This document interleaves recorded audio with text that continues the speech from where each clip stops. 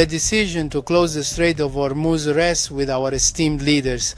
However, I, as a devoted soldier of this proud nation, stand here fully prepared, ready to execute this action the very moment our wise leaders give the command. In the shadow of mounting tensions, Iran teeters on the brink of total war.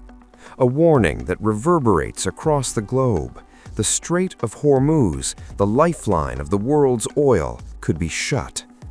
The narrow corridor through which energy flows to economies far and wide could become a flashpoint overnight.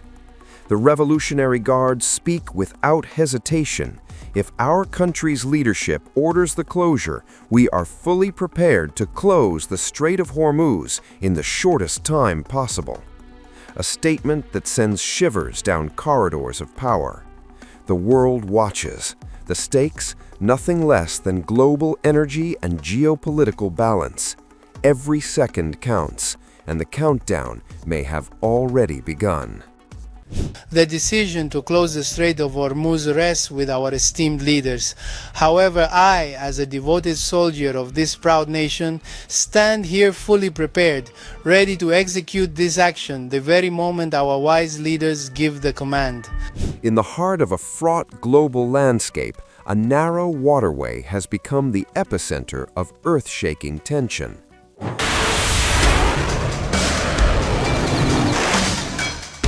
As nuclear talks between the United States and Iran begin, Iranian media announces something explosive.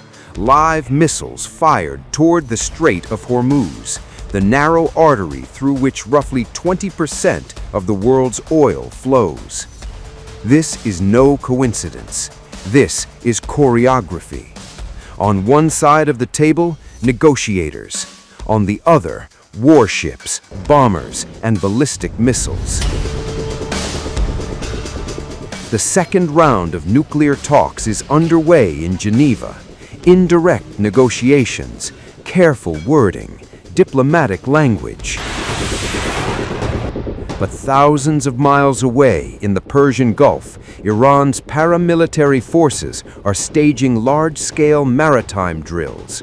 Missiles launched from inside Iran and along its coastline, purportedly striking targets in the strait. The message? Iran is not negotiating from a position of weakness. It is negotiating with muscle flexed. Iran insists the talks will focus solely on its nuclear program, not on domestic unrest, not on sanctions rhetoric, not on internal crackdowns. And its top diplomat, Abbas Araghchi, says he has arrived with real ideas for a fair deal. But he also draws a red line. Submission before threats is not on the table. Meanwhile, Washington is turning up the pressure. U.S. President Donald Trump has repeatedly warned that if Iran refuses to constrain its nuclear ambitions, force remains an option. He has reminded Tehran of what American bombers can do, and he has already moved hardware into place. The USS Gerald F. Ford, the world's largest aircraft carrier, has been sent to the Middle East. It joins the USS Abraham Lincoln and guided missile destroyers already operating in the region. Fighter jets, interceptors, missile defense systems. This is not subtle diplomacy. This is deterrence by deployment. Iran, however, is not blinking. Its Revolutionary Guard has begun drills across the Strait of Hormuz, the Persian Gulf, and the Gulf of Oman. Live fire exercises, radio warnings to passing vessels, a signal to global shipping that the waters are no longer calm. The strait is the ultimate pressure point. Choke it, even temporarily, and oil markets shudder, energy prices spike, global economies feel the tremor. Tehran knows this, and it is reminding the world. This standoff comes as Washington signals a broader strategic shift, sharpening focus on homeland defense and long-term rivalry with China. That recalibration has raised questions about how much bandwidth America is willing to devote to another Middle East escalation. But Trump's message has been unmistakable. He prefers a deal, but he is prepared for consequences. "I think they want to make a deal," he said. "I don't think they want the consequences of not making a deal." Yet Iran's tone suggests something else: defiance, confidence, a calculation that America, stretched across multiple global flashpoints, may not want another full-scale confrontation. During a televised address, Ayatollah Khamenei warned that even the most formidable military forces have their limits, stating, "Even the strongest army in the world can sometimes suffer a blow so severe that it cannot recover." It seems to them, and he says it repeatedly, the President of the United States, that our army is the most powerful army in the entire world. The world's most powerful army might sometimes take such a hit that it can't get back on its feet. They say, we send a warship towards Iran. All right. An aircraft carrier is, of course, a dangerous machine, but more dangerous than a carrier is the weapon that can send this carrier to the bottom of the sea.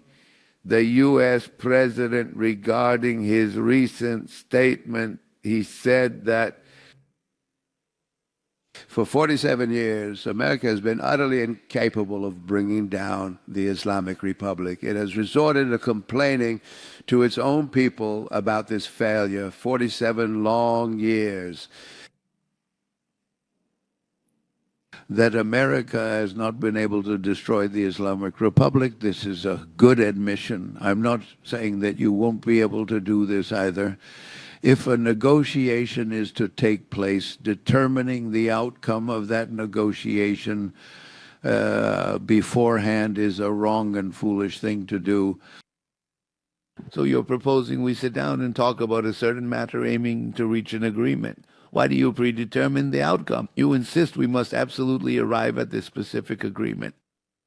This is just utterly foolish. They are engaging in this incredibly foolish endeavor. The leaders of America, along with some senators, the president, and many, many others, are doing this. These are the words that the American president also says, which I am going to be referring to. Sometimes he threatens, sometimes he dictates what should and shouldn't be done. This means they are seeking to dominate the Iranian nation. The Iranian nation knows its Islamic and Shiite teachings well. The scope Are fallen, whom we officially recognize and count as martyrs. The scope is very broad, except for those instigators of sedition, their ringleaders, and those who receive funds from the enemy. They also acquired weapons, excluding those individuals, everyone else, whether they were the elements defending our security, whether they were just ordinary passers-by, or even those who were involved with the instigators of sedition. They took a few steps forward, and these are our own children. We ask for mercy for these individuals. We seek their forgiveness. They made a mistake. May Almighty God forgive them for their mistakes, God willing. The Islamic Republic is not a government that is separate from its people. The Islamic Republic is, in its very essence, the Iranian nation, this steadfast nation, this strong and resilient nation. This is a nation that is truly ready to work hard, to strive, and to endeavor for its own progress and advancement. Someone like me, a person like me, will never pledge allegiance to someone like Yazid. This is a national resolve.